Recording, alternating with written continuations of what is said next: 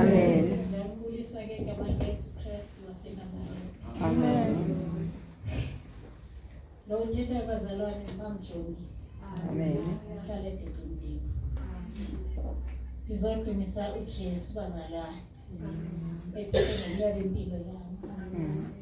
Siloko nje ndafika kuJesu. uJesu wayiphatha ngenxa impilo yabazalwane. Amen. Izimo zabazalwane ziyafika. Kodwa anikhumbuli nakanye uJesu endishiye. Anikhumbuli nakanye bazalwane uJesu ziyafika izimo ubone ukuthi amandla aphelile endleleni. Kodwa ngibheka uJesu owafika empilweni yami. Ngoba uJesu bangazange afike empilweni yabazalwane bese kudala ndafaya. Ndathatha isinqumo kuJesu ndathi Jesu njengoba sendikuwe endingazani nawe ndihambe ndibhadula ndifunana noJesu ndiwuva umphefumulo wami womile kodwa ndingazange namthola uJesu njengalona endimtholile kule ndawo. Wandithwala kuJesu bazalwane ekukholweni kwami. Izimo zifika bazalwane enezishaya izimo amandla aphele endleleni kodwa ndithi Jesu ndicela ndikuphikelele endleleni yakho. Ndihlale kuwe Jesu ngoba ndingahlaliswa ukuba izimo zikhona. Ndihlale kuJesu izimo zikhona zingekho bazalwane. Uyithwele uJesu waniphatha ngenceba endleleni yonke yohamba kwami. Ndafika apha bazalwane ndisisifebe. Ndafika apha bazalwane ndisela utywala. Ndafika apha bazalwane nditshaya isinesi. Ndafika apha bazalwane ndihleba ngendlela eyayisisimanga. Kwam bazalwane kwagcwala kuthande imam sangoma ngoba indaba zazithethwa kwami. Kodwa wathi uJesu ukufika kwakhe abantu bazisukela bonke. Angizena mngane bazalwane. Umngane wami ngabantwana bami kuphela. Mandiphuma kwami ndiphuma ndibheke kwamama wami. Angisena babangane bazisukela zandigqoshe umuntu bazalwane ngenxa kaJesu. Amen. Awufike kuJesu zonke izinto ziyaziqithikela njengamakhalane. Inkomo mayisiwe diphini amakhalane avela ziqithikela zisukela. Ndafika kuJesu bazalwane zonke izinto nezinto hlulayo bazalwane uJesu uyangcengisa empilweni yakhe. Bazalwane ndiyamdumisa uJesu. Uthe ngoNovember ndilapha enkonzweni bengo-October bazalwane ndiyeza apha enkonzweni ndizive ndiphethelwe lihlaba kuvele ukuthi ibhobo apha ezantsi kwenhliziyo. Hayi ndingamnandaba ngoba vele zinto zakhona. Ndifike bazalwane ndihlale phaya ekoneni. Ukhuleko bazalwane kwafika ihlaba elalizonqeda nje umphefumulo. Ndathi mandiphumayo ndathi Jesu andizuya kumfundisa. Uzobona ndifuna amandla wakho avele empilweni yami. Ndahamba ndabuyela ekhaya. Mangifika ngaba 12 bazalwane. Khumbula kahle. Ndavuswa ngumkhonto ndandohlatywa esipilini bazalwane nguJesu wazi. Ngoba nje ndaloko ndisithi mandithi ndivala amehlo ndiyathandaza. Aniversele nje inyanga zaseLimpopo.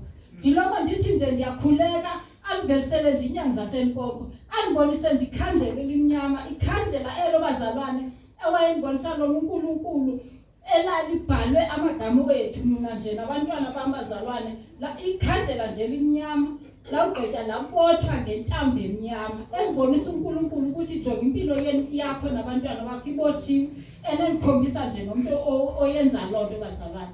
Ngenene bazalwane xa umuntu wayahamba wandiyele ezinyangeni zaseLimpopo uJesu ndiloko ndikhombisa nje inyanga zaseLimpopo. Ndithi isuka bazalwane nditho kuJesu ndithi Jesu bahlupha abantu baseLimpopo ngoba noma awubonanga just nje ngokubona kwakho bavele nje bahalele ngokubulala.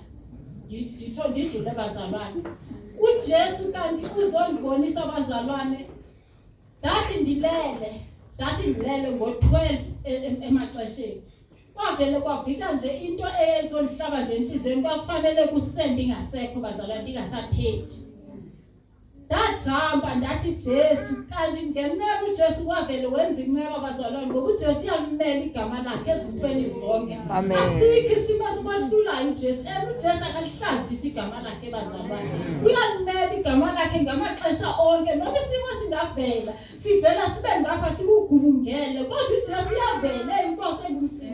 Afika zolitapula impilo yakho kwabo koso simo ophakathi kwaso. Yebo bazalwane ndajamba ndathi Jesu Ndamdumisa uJesu ndathi Jesu bendingubani ukuthi ungithande kangaka ngoba ngoku uzohlangula umphefumulo wami. Wamela ugama lakhe uJesu bese sekusithandi kuzoqedwa njengempilo yamazalwane. Ndiyelwe nje enyangeni special ukuthi kucinywe lento endiyenzayo. Abantu ndiyabaphazamisa abazalwane kwindawo endihlala kuyo. Nathi nje ndingena umkhuleko ndivele ndibaphazamisa okugcina. Balwe okugcina abazalwane. Kodwa uJesu ndiyamthanda ngoba uyalimela igama lakhe. Bazalwane ndizomdumisa uJesu ngombani bazalwane. Okokuqala uJesu wathatha umbali. Wamthatha wamsa esikolweni euniversity. Eyona leyo. Amen.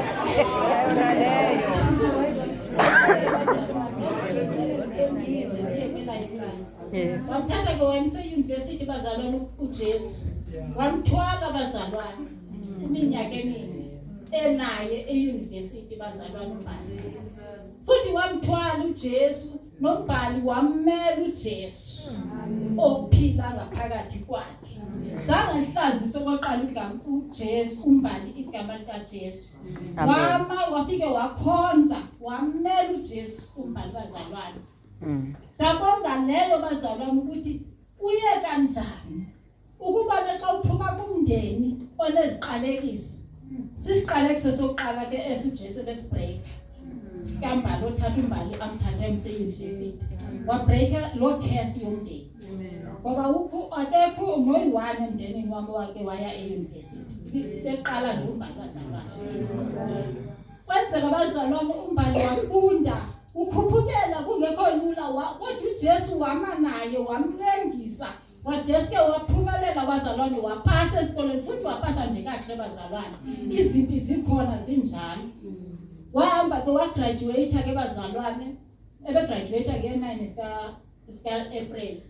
Egraduation wakhe wahlala ke sisalindile uJesu ukuthi enze inceba yakhe.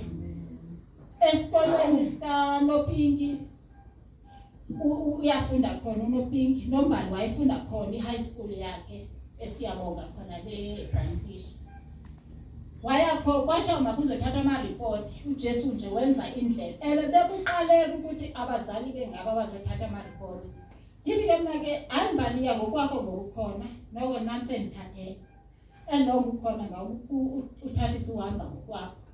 Wahamba abazalwane umbali xa efika esikoleni afika imistress zakhona zonke zaphakama zama ngenyawo zamjabulela. Zajabulela nje uba umbali simbonile egraduate esikoleni. Lapho kuye kumbali sicela mbali ukuye kusasa bathi asive igama lakhe leqiniso. Bathi sicela asive ukuye kusasa umtisha walapha usaphumi la.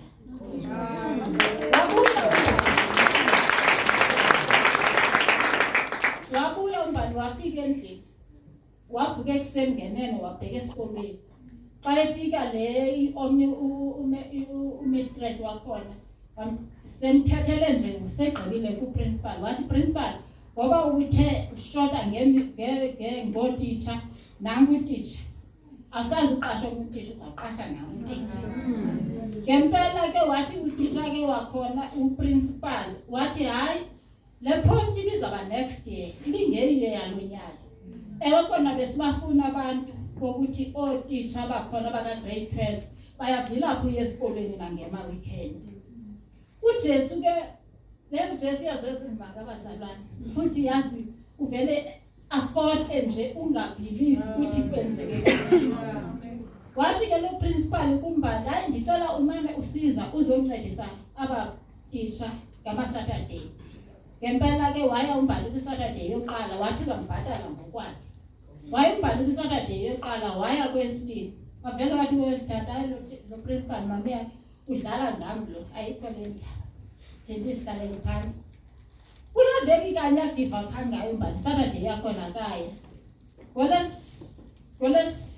Ngolesibili wafona uprincipal wakhona. Wathi ndicela ufike kusasa Wednesday ekseni uze nento zakho. Ngempela umbali wafika esikolweni. Uthi wavele mama wavele wathi zakathethe nento eziningi.